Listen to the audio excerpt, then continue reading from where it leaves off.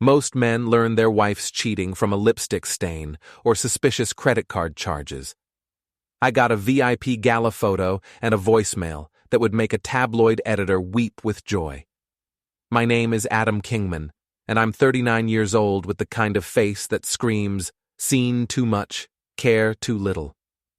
10 years in special forces will do that to a man.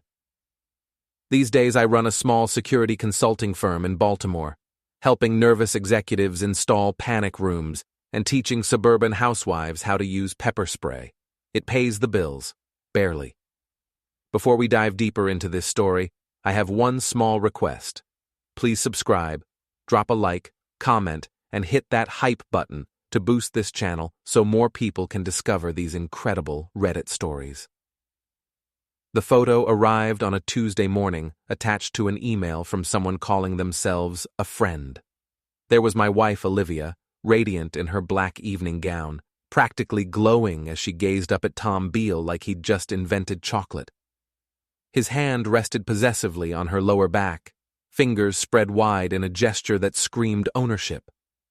They were at the Marriott downtown, some charity fundraiser for the Arts Council. I'd been home that night, nursing a beer and watching the Orioles lose another game. Olivia had kissed my cheek before leaving, her lips barely grazing my skin as she murmured something about networking opportunities and building client relationships. The voicemail came 3 hours later. "Adam, honey," Olivia's voice dripped with false sweetness through my phone speaker. "I know you've probably seen the photo by now. Yes, Tom and I are together. Have been for months, actually. You can file for divorce if you want, but Tom's friends are the best lawyers in town. You'll get nothing. Oh, and don't bother coming home tonight. I've changed the locks." I sat in my cramped office above Murphy's Deli, staring at my phone like it might suddenly sprout legs and dance. The familiar scent of pastrami and pickles drifted up through the floorboards, mixing with the stale coffee smell that permanently clung to my furniture. Olivia Margaret Chen Kingman. 34 years old, events manager at Prestige Planning, ambitious as a politician and twice as calculating. We'd met at a veterans charity dinner 5 years ago, where she was coordinating the silent auction and I was providing security. She'd approached me during the cocktail hour, all soft smiles and genuine interest in my military service. "You have such interesting stories," she'd said, her dark eyes sparkling. "Most men just talk about their jobs. You talk about purpose." What a load of garbage that turned out to be. Tom Beale was everything I wasn't. 31, trust fund baby, owner of Elite Security Solutions, the kind of boutique firm that charged 5 times what I did for half the work. His clients were politicians, celebrities, and old money families who wanted their security consultant to look good at dinner parties. Where I installed cameras and taught self-defense, Tom provided lifestyle protection services and discreet personal consultation. In other words, he was a professional ass-kisser with better teeth. I'd met Tom exactly once at a security industry mixer last year. He'd given me his card with a patronizing smile and suggested we collaborate on projects that might be too small for Elite's usual scope. Translation: "Throw me your scraps, you pathetic loser." My phone buzzed. A text from Olivia. "Don't make this harder than it has to be. Tom has connections everywhere. Just sign the papers when they come." I typed back, "You have 24 hours to change your mind and apologize." Her response came immediately. "Or what?" I didn't answer. Instead, I opened my desk drawer and pulled out a worn address book. Time to call in some favors. Colonel Dutch DeLay answered on the second ring. "Adam, you sound like someone stole your lunch money." Worse, someone stole my wife. Dutch had been my commanding officer in Afghanistan, a grizzled career soldier who'd transitioned into running a nonprofit for veteran services. At 60, he still looked like he could bench press a Humvee and had the tactical mind of a chess grandmaster. "Tell me everything," Dutch said. I filled him in on the photo, the voicemail, and Tom's implied threats. Dutch listened without interruption, occasionally grunting in what I hoped was sympathy rather than indigestion. So this Tom character thinks he can intimidate you with his lawyer friends? Dutch finally said. Boy's about to learn the difference between playing war and fighting one. You need backup? Maybe. Let me make another call first. Kenna Mallory picked up before the first ring finished. Adam, you sound terrible. Kenna was 43, built like a linebacker, and had been the best intelligence officer in our unit. These days, she ran a private investigation firm specializing in corporate espionage and matrimonial cases. Her gender was ambiguous, her methods were ruthless, and her sense of humor was drier than the Sahara. I need a full workup, I said. Financial records, communication logs, travel patterns, the works. Cheating wife? Cheating wife with delusions of grandeur. My favorite kind. Send me everything you have. I'll start tonight.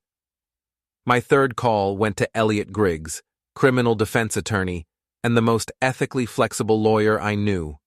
Elle had gotten half our unit out of various scrapes over the years, from bar fights to congressional inquiries. Adam, my friend, please tell me you haven't eliminated anyone. Not yet, but I need to freeze some assets and file some injunctions. Ah, divorce warfare, my second favorite kind of case. What's the first? The kind where people actually pay their bills.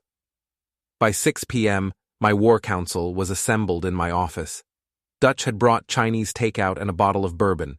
Kenna arrived with 3 laptops and a briefcase full of surveillance equipment. Elle showed up with a stack of legal forms and his trademark shark grin. Gentlemen, Elle said, then nodded to Kenna. And distinguished colleague of indeterminate gender preference, we are gathered here today to witness the systematic destruction of 2 people who clearly haven't done their homework. Dutch opened the bourbon. What's our timeline? Olivia thinks she holds all the cards, I said. She's got Tom's connections, his money, and his lawyers. What she doesn't have is patience. She'll want this over fast, probably try to pressure me into a quick settlement. Kenna looked up from her laptop. Already found something interesting. Your boy Tom has been using company credit cards for personal expenses. Hotel rooms, jewelry purchases, weekend trips to Atlantic City. His business partner might be very interested to know where their marketing budget actually went. Can you prove the hotel rooms were for Olivia? I asked. Give me 12 hours. Elle was scribbling notes on a legal pad. We'll need to move fast on the asset freeze. If she's planning to clean out your accounts, we want to beat her to it. She already changed the locks on the house, I said. Illegal, Elle replied cheerfully. Her name's on the deed, but so is yours. We can get a court order by Thursday morning. Dutch leaned back in his chair, studying the photo of Olivia and Tom. What's the endgame here, Adam? You want her back, or you want her gone? I thought about that for a moment. 5 years of marriage, and I couldn't remember the last time Olivia had looked at me the way she was looking at Tom in that photo. Hell, I couldn't remember the last time we'd had a real conversation that didn't involve her complaining about money or my lack of ambition. Gone, I said, but not quietly. Wednesday morning brought rain and revelation. Kenna called at 7 a.m., her voice crackling with satisfaction. Your wife's been busy, she said without preamble. Hotel charges going back 4 months, all on Tom's business account. The Marriott, the Four Seasons, that boutique place in Annapolis. Always the same pattern, rooms booked under corporate events, but no actual events scheduled. I was sitting in my kitchen, drinking coffee from a mug that read, World's Okayest Husband. Olivia had given it to me last Christmas, probably already planning her exit strategy. What else? Tom's been transferring money from his business account to a personal savings account in the Caymans. Small amounts. Nothing that would trigger federal reporting requirements, but it adds up to about $200,000 over the past year. Tax evasion? Or preparation for a quick exit if his business partner finds out about the missing marketing funds. Either way, it's leverage. I heard typing in the background. Kenna never stopped working. There's more, she continued. Olivia's been using her company credit card for personal expenses too. Spa treatments, shopping trips, that jewelry store on Charles Street. Her boss is going to love seeing those receipts. How'd you get access to her company records? You don't want to know. Plausible deniability and all that. Elle called an hour later with good news. Asset freeze is in place. Your joint accounts are locked pending divorce proceedings. She can't touch them without a court order.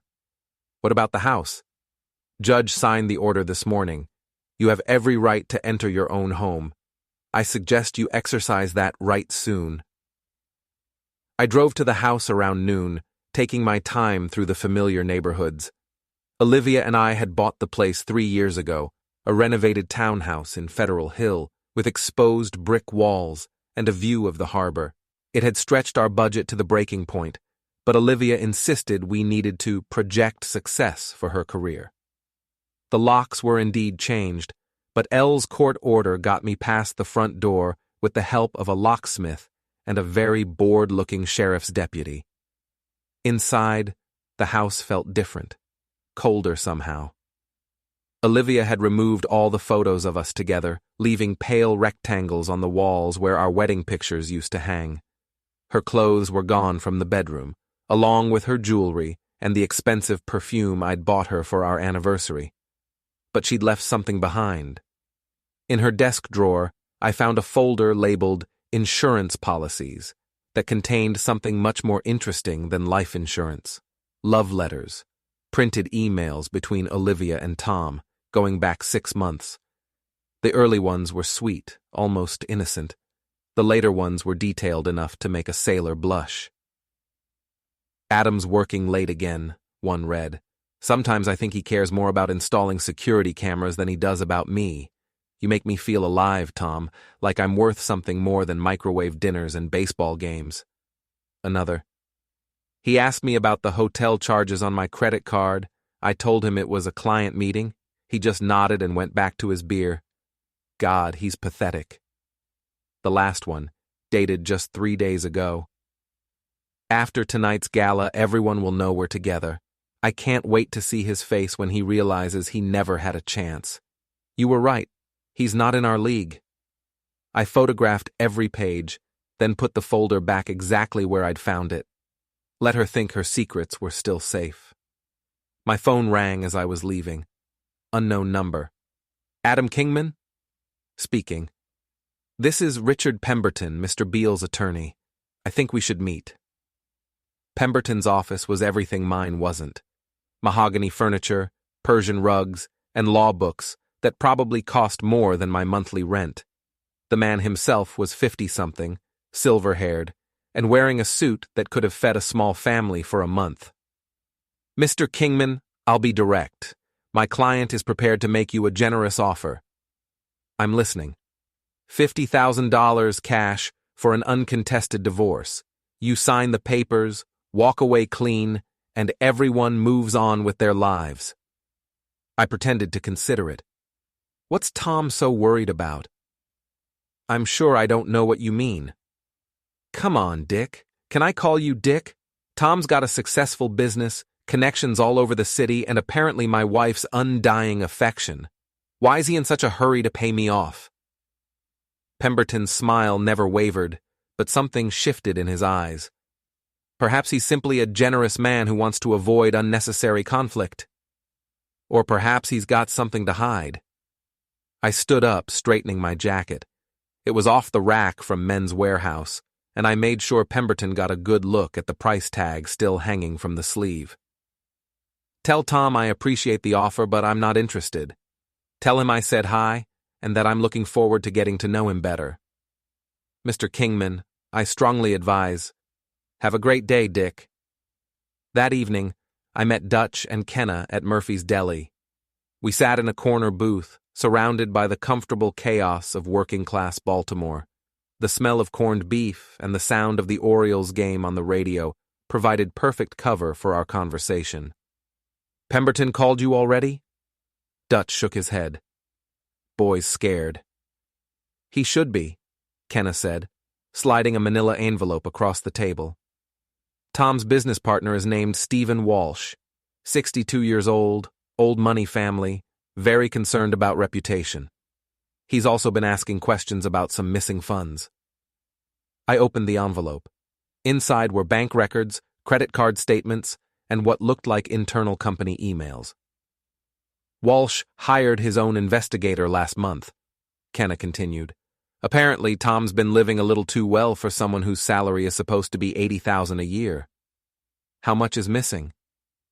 Close to $300,000 if you count the personal expenses charged to company accounts, the Cayman Islands transfers, the hotel rooms, jewelry purchases, and a very expensive sports car that somehow got classified as a business vehicle. Dutch whistled low. That's felony territory. Gets better, Kenna said. Tom's been telling Walsh that the missing money went to cultivating high-end clients, expensive dinners, entertainment, relationship building, but I can't find any new major contracts that would justify the expense. So he's been stealing from his partner to fund his lifestyle and his affair with my wife. That's what it looks like. I studied the documents, my mind racing through possibilities. What happens if Walsh finds out? Best case scenario for Tom? He gets fired and has to pay restitution. Worst case? Criminal charges, civil lawsuit, and his reputation in this town gets flushed down the toilet. And if Walsh finds out about Olivia's involvement? Kenna's smile was predatory. Well, that depends on how involved she actually is. I thought about the love letters, the hotel charges, the jewelry purchases that had probably ended up around Olivia's neck. Very involved, I said. Then she's about to have a very bad week. Dutch raised his beer. To the best laid plans of mice and men. And to the women who think they're smarter than both, I added. We drank to that. Thursday morning, I put the first phase of my plan into action. At exactly 9 a.m., I called Prestige Planning and asked to speak with Olivia's boss, Margaret Steinberg. Mrs. Steinberg, this is Adam Kingman, Olivia's husband. I'm calling to inform you that I'll be filing for divorce, and there may be some questions about company credit card usage that you'll want to review. The silence stretched for nearly 10 seconds. I'm sorry, what kind of questions? The kind that involve personal expenses being charged to company accounts. I'm sure it's just a misunderstanding, but my attorney suggested I give you a heads up. Mr. Kingman, I think there's been some confusion. I hope so. Have a great day. I hung up and immediately called Tom's office. Elite Security Solutions, this is Jennifer. Hi, Jennifer. This is Adam Kingman from Kingman Security. Is Tom available? I'm sorry, Mr. Beale is in a meeting. No problem. Could you give him a message? Tell him I got his lawyer's offer, and I'm not interested. Tell him I said we should meet face to face, man to man. He'll know what I mean. I'll give him the message. Thanks, sweetheart. The beauty of psychological warfare is that your enemy's imagination does most of the work for you. By lunchtime, both Tom and Olivia would be wondering what I knew and what I was planning. They'd be making frantic phone calls, trying to coordinate their stories, probably making mistakes in the process. I spent the afternoon installing a new security system in a Towson mansion, running cables and mounting cameras while the homeowner's wife complained about the mess. It was mindless work that left my brain free to plan the next phase. At 5 p.m., my phone buzzed with a text from an unknown number. We need to talk, Tom. I replied, parking garage under the Marriott. 1 hour. Come alone. The Marriott garage was perfect for what I had in mind. Multiple levels, poor lighting, and enough ambient noise to cover a conversation. I arrived early and positioned myself near the stairwell where I could see Tom coming, but he couldn't see me. He showed up right on time, driving a silver Porsche that probably cost more than I made in 2 years. Tom Beale in person was exactly what I'd expected. Tall, lean, expensive haircut, and clothes that screamed, I've never done manual labor in my life. He parked near the elevator and got out, looking around nervously. I waited until he was halfway to the stairwell before stepping out of the shadows. Tom. He jumped like I'd fired a gun. Jesus Christ, you scared me. Did I? Sorry about that. I wasn't sorry at all. Up close, Tom was even more polished than his photos suggested. perfect teeth, manicured nails, and cologne that probably cost more per ounce than my truck was worth per pound. He looked like the kind of man who'd never been in a real fight in his life. "Look, Adam, I know this is awkward, but—" Awkward. I stepped closer, close enough that he had to tilt his head back to meet my eyes. "You steal my wife, threaten me through your lawyer, and you think it's awkward?" "I didn't steal anything. Olivia made her choice." "Did she? Or did you make it for her with expensive hotel rooms and jewelry purchases?" Tom's face went pale. "I don't know what you're talking about." "Sure you do. 4 Seasons, March 15th, Marriott, April 3rd and 17th, that boutique place in Annapolis, May 22nd. Should I go on? Those were business expenses." "Funny thing about business expenses, Tom, they usually involve business." I reached out and flicked an imaginary piece of lint off his lapel. He flinched like I'd slapped him. "Here's what's going to happen," I said, my voice conversational. "You're going to break up with my wife. You're going to tell her it was a mistake, that you're not ready for a serious relationship, whatever. Then you're going to disappear from her life." "And if I don't?" I smiled. It wasn't a nice smile. "Then Stephen Walsh gets a very interesting phone call about where his marketing budget really went." Tom's face went from pale to green. "You can't prove anything." "Can't I?" I pulled out my phone and showed him a photo of one of his credit card statements. Elite Security Solutions, corporate account, hotel charges for rooms that were never used for business meetings. Want to see more? "You're bluffing." Instead of answering, I reached over and adjusted his side mirror. One quick twist and it came off in my hand, the plastic housing cracking with a satisfying snap. "Oops," I said, dropping the broken mirror at his feet. "Butterfingers." Tom stared at the broken mirror, then at me. "You're insane." "No, Tom, I'm motivated. There's a difference." I placed my hand on his chest and gave him a gentle push. He stumbled backward until his shoulders hit his car. "This is just the beginning," I said. "Tell Olivia her 24 hours are up." I walked away without looking back, but I could hear Tom's ragged breathing echoing off the concrete walls. Phase 2 began at 8 p.m. I drove to Tom's apartment building in Harbor East, a glass tower full of young professionals and trust fund babies. Getting past the doorman was easy. I just followed a group of residents through the lobby, looking like I belonged.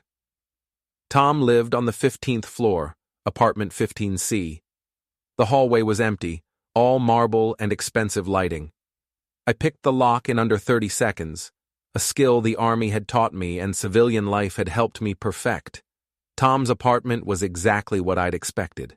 Minimalist furniture, abstract art, and a kitchen that looked like it had never been used. The refrigerator contained nothing but imported beer and takeout containers. I wasn't there to steal anything. I was there to send a message. In Tom's bedroom, I placed a single 9mm bullet on his pillow.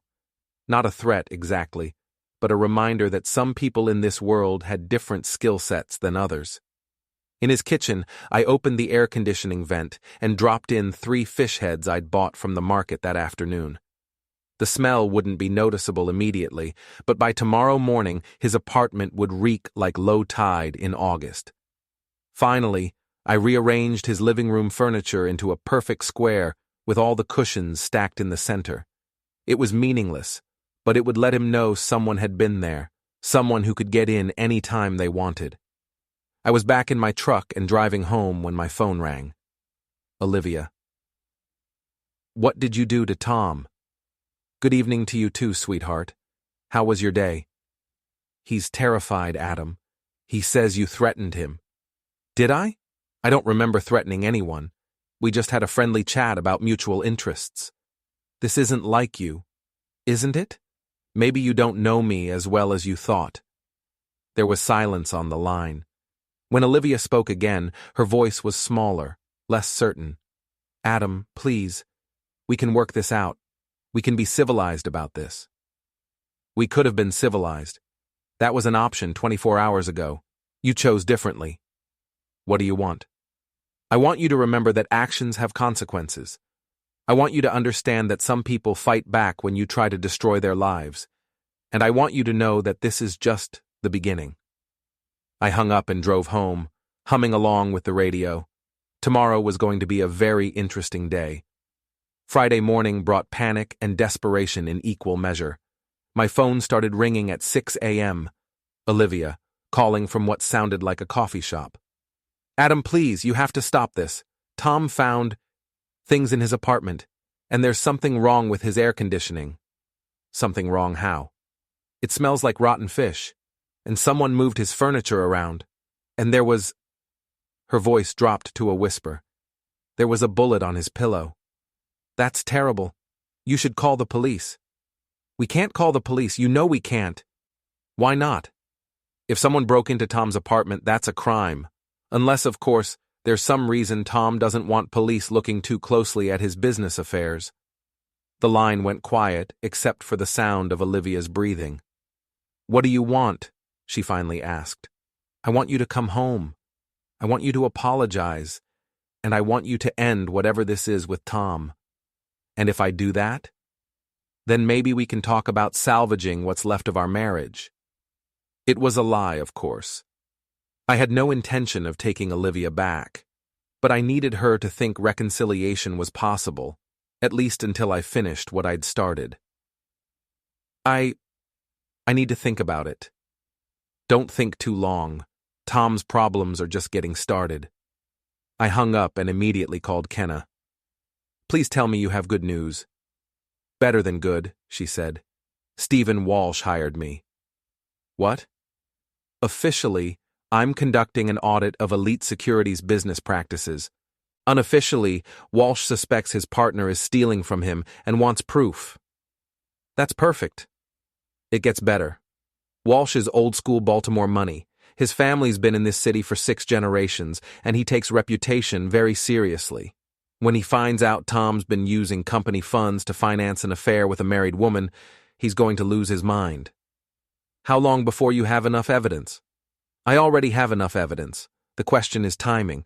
When do you want Walsh to know? I thought about it. Olivia was wavering, probably trying to convince Tom to fight back instead of running. If I moved too fast, they might panic and do something stupid. If I waited too long, they might figure out a way to cover their tracks. Monday, I said. Give them the weekend to sweat. You're evil. I like that in a person.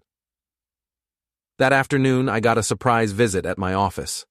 Brielle Martinez, one of Olivia's friends from her social circle, climbed the stairs to my second-floor office like she was scaling Mount Everest. Brielle worked in public relations and had the kind of aggressive friendliness that made my teeth itch. She was also a gossip who couldn't keep a secret if her life depended on it. Adam, you look terrible. Thanks, Brielle. You look expensive. She laughed like I'd made a joke instead of an observation. Listen, I know things are difficult between you and Olivia right now, but... Difficult? Is that what she's calling it? She's my friend, Adam. I hate seeing her so upset. I bet you do.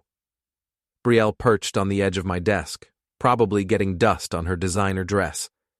She says you're being unreasonable about the divorce, that you're trying to drag things out and make everyone miserable. Everyone? Well, her and Tom, obviously. Obviously. Look, I know Tom. He's a good guy, really successful, treats Olivia like a queen. Maybe it's time to accept that she's moved on and try to do the same. I leaned back in my chair, studying Brielle's face. She believed what she was saying, which meant Olivia hadn't told her friends the whole truth about how this situation had developed. Tell me something, Brielle. How long have Olivia and Tom been together? I don't know exactly. A few months? Try 6 months. Since before Christmas. Brielle's smile flickered. That's not... even if that's true, marriages end sometimes. People grow apart. People do grow apart, but they usually have the courtesy to end one relationship before starting another. Adam, did you know about the affair? The question hung in the air like smoke. Brielle's face went through several expressions before settling on defensive. I don't know what you're talking about. Sure you do. Girls' night out that turned into overnight trips. Shopping expeditions that lasted all day. Cover stories about client meetings and work emergencies. You did. Maybe not directly, but you knew something was going on. You all did. Olivia's whole social circle knew she was cheating on me, and not one of you said a word. Brielle stood up, smoothing down her dress. I think I should go. Probably. But before you do, tell Olivia something for me. Tell her that her friends are going to abandon her, one by one, as soon as this gets messy. Tell her that Tom's going to throw her under the bus the minute his own interests are threatened. And tell her that I'm the only person who ever actually loved her, and she threw it away for a man who sees her as a trophy. You're being cruel. I'm being honest. There's a difference. After Brielle left, I sat in my office and watched the sun set over Baltimore Harbor.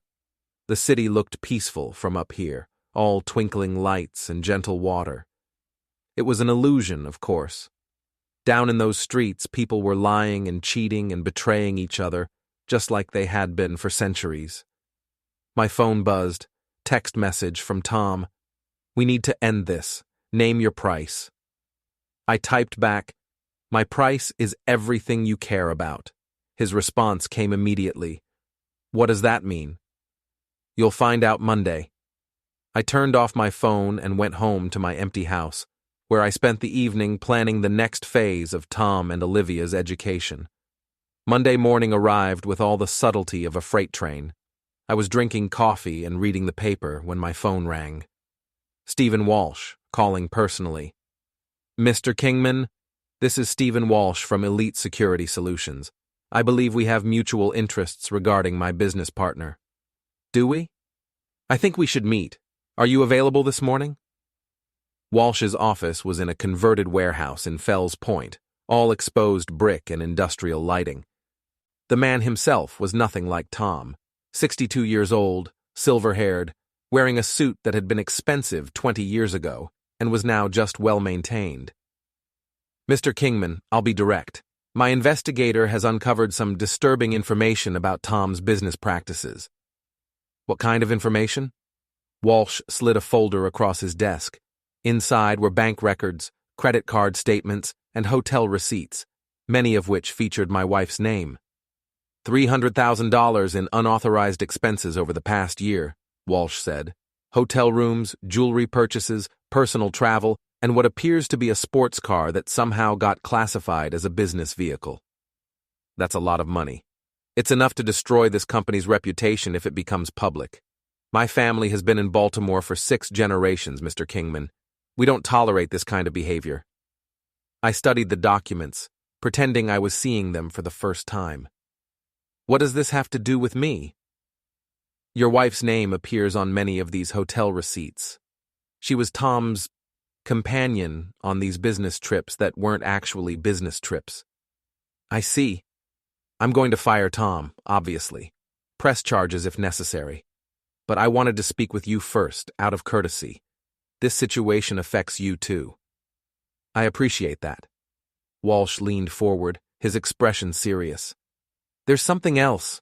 Tom's been telling people that he's planning to start his own security firm, using contacts and client information from Elite. That's a violation of his employment contract and potentially criminal. When are you planning to confront him? This afternoon. I've scheduled a meeting for 3 o'clock. I checked my watch. It was 10 a.m. Mr. Walsh, would you mind if I made a suggestion? I'm listening. Make it a public meeting. Conference room, invite your other employees. Tom's been bragging about his conquest. Let him explain it in front of an audience. Walsh's smile was sharp as a blade.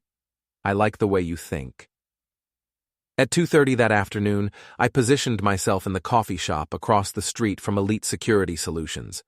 Through the window, I could see into their conference room on the 2nd floor. Walsh had indeed gathered his employees, about 8 people, including the receptionist who'd taken my message. Tom arrived at 3 o'clock sharp, walking into the building like he owned it. He was wearing another expensive suit and carrying a briefcase that probably cost more than most people's rent. I couldn't hear what was being said, but I could see the meeting unfold like a silent movie. Walsh presented documents. Tom's face went from confident to confused to panicked. Other employees looked shocked, then disgusted. The receptionist, Jennifer, I think her name was, actually got up and left the room. The meeting lasted exactly 17 minutes. Tom emerged from the building looking like he'd been hit by a truck, his face pale and his expensive suit wrinkled. He stood on the sidewalk for a moment, checking his phone, then walked quickly toward the parking garage. I followed at a distance. Tom was sitting in his Porsche, talking frantically on his phone, when I knocked on his window. He jumped, nearly dropping the phone, then reluctantly rolled down the window. "Bad day at the office?" I asked. "You did this. You son of a bitch, you did this." "Did what?" "I've been drinking coffee and minding my own business. Walsh fired me. He's pressing charges. He says I stole $300,000. "Did you?" Tom's face was red, sweat beading on his forehead despite the cool weather. "It wasn't stealing. Those were legitimate business expenses." "Hotel rooms for you and my wife are legitimate business expenses?" "We were cultivating client relationships." "Is that what you call it?" Tom started his engine. "This isn't over." "Yes, it is. You just don't know it yet."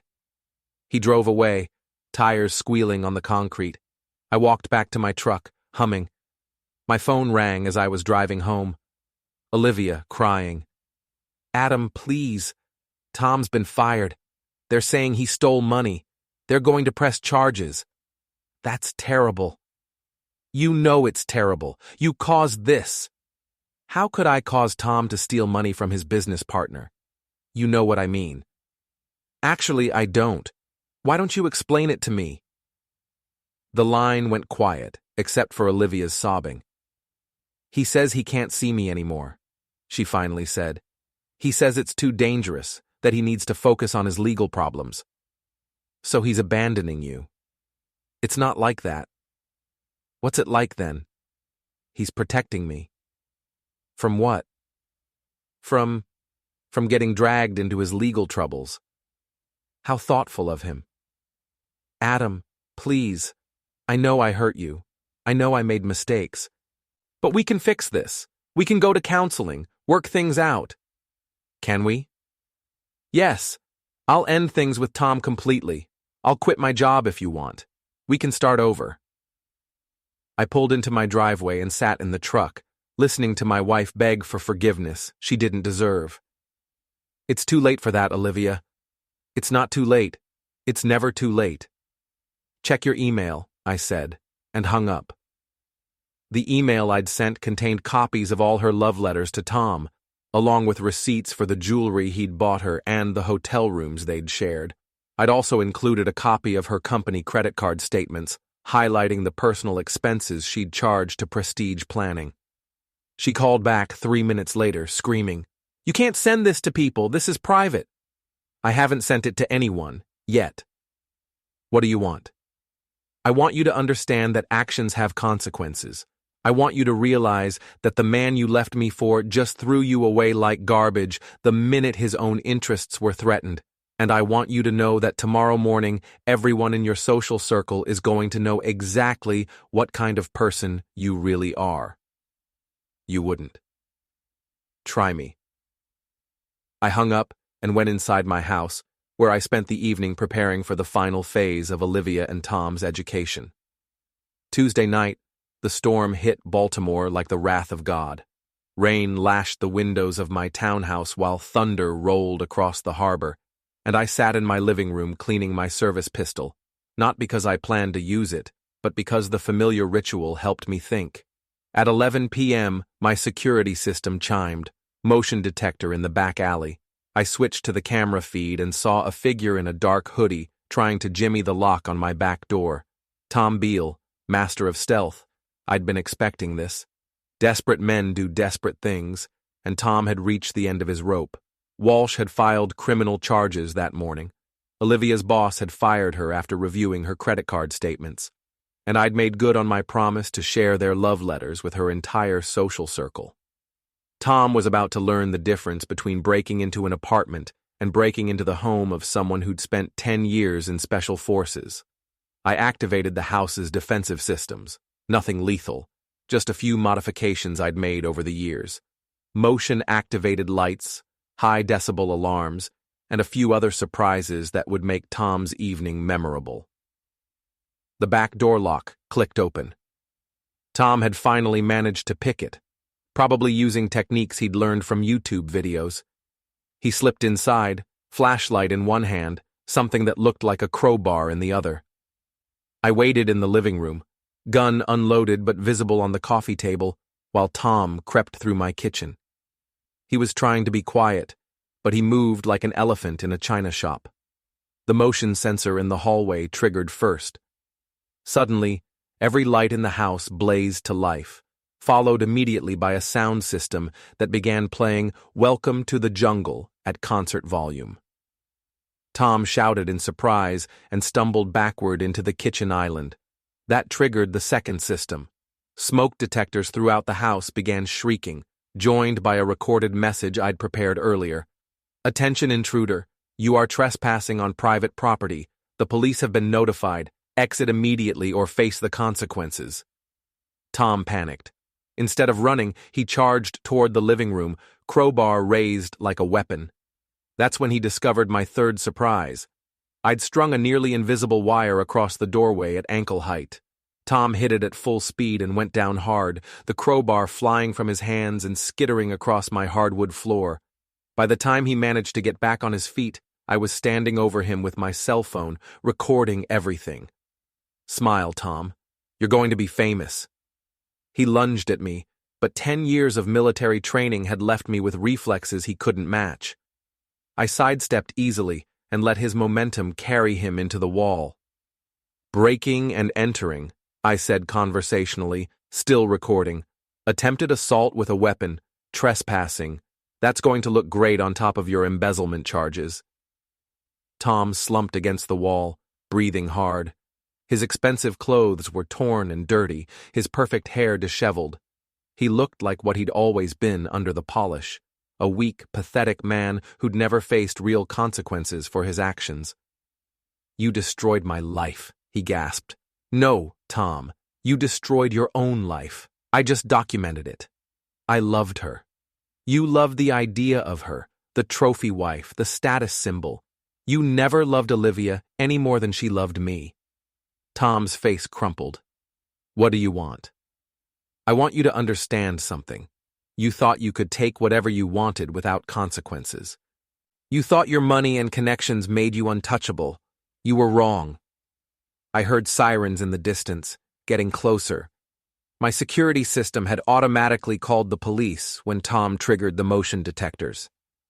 "They're going to arrest me," Tom said. "Probably. My life is over." That's what happens when you steal $300,000 and break into someone's house with a crowbar. The front door burst open. 2 Baltimore PD officers, weapons drawn, shouting commands. I immediately raised my hands, phone still recording. "I'm the homeowner," I called out. "The intruder is in here with me. He's unarmed now." The officers secured Tom and took my statement. The whole thing was beautifully documented. Security camera footage, audio recordings, and physical evidence. Tom's crowbar, his lockpicks, and his recorded confession that he'd broken in to destroy my life. As they loaded Tom into the patrol car, another car pulled up. Olivia, looking haggard and desperate, ran toward the house in the pouring rain. Tom, are you all right?" One of the officers stopped her at the front door. "Ma'am, this is a crime scene." "That's my husband's house. I have a right—" "Actually, ma'am, you don't. Not anymore." I stepped onto the front porch, still holding my phone. Olivia looked up at me with a mixture of hatred and desperation. "You did this," she said. "You orchestrated all of this. I didn't make Tom steal money from his partner. I didn't make him break into my house with a crowbar. And I didn't make you cheat on me. I loved him." "No, you loved what he represented. Money, status, the fantasy of a better life. But Tom was never going to give you that life, Olivia. He was using you just like you were using me. The rain was soaking through her clothes, making her mascara run in dark streams down her cheeks. She looked nothing like the confident, calculating woman who'd left me that voicemail just a week ago. "What happens now?" she asked. "Now you face the consequences of your choices. Tom's going to prison. You're unemployed and unemployable.